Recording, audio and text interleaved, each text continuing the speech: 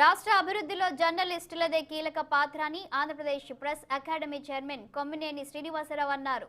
నంద్యాల పట్టణంలోని journalist department course journalism mass కమ్యూనికేషన్లో certificate course కార్యక్రమాన్ని ఆయన జ్యోతి వెలిగించి ప్రారంభించారు.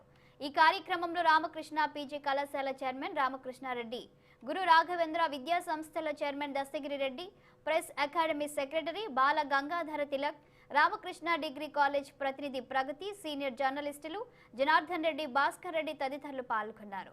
ఈ సందర్భంగా Andhra Pradesh press academy chairman Kommineni Srinivasarao మాట్లాడుతూ, జర్నలిజం అనేది ప్రజలతో మమేకమై సవాళ్లను ఎదుర్కొని అన్ని రంగాలకు సంబంధించిన వార్తలను సేకరించాలని ఆయన చెప్పారు.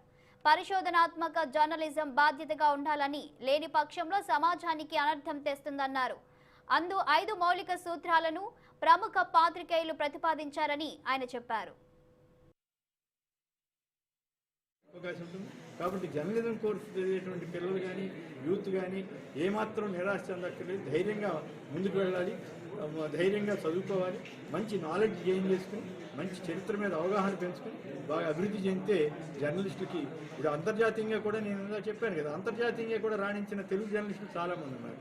జాతీయ స్థాయిలో ఉన్నారు, రాష్ట్ర స్థాయిలో ఉన్నారు. సో వాళ్ళని స్ఫూర్తిగా తీసుకుని మనం ముందుకెళ్లాలనేది నా సూచన. సార్, రాష్ట్ర ప్రభుత్వం నుంచి ప్రెస్ అకాడమీ తరఫున ఏమైనా జర్నలిస్టులకు ఎలాంటి మేలు చేయబోతున్నారు? ఏమైనా దాని గురించి అంటే ఇప్పుడు బేసిక్గా మన మిత్రులందరూ ఒకటి తెలుసుకోవాలి. నాకు క్యాబినెట్ ర్యాంక్ ఉన్నమాట వాస్తవం. అయితే నేను మంత్రిని కాదు, ర్యాంక్ ఉంది వాస్తవం.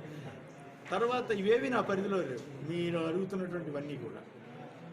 అయినప్పటికీ కూడా మీరు చెప్పినవన్నీ నేను ప్రభుత్వం దృష్టికి తీసుకెళ్తున్నాను. ఈ మధ్య ఒక మీటింగ్ కూడా జరిగింది. ప్రభుత్వం జర్నలిస్టుల పట్ల సానుకూలంగా ఉంది.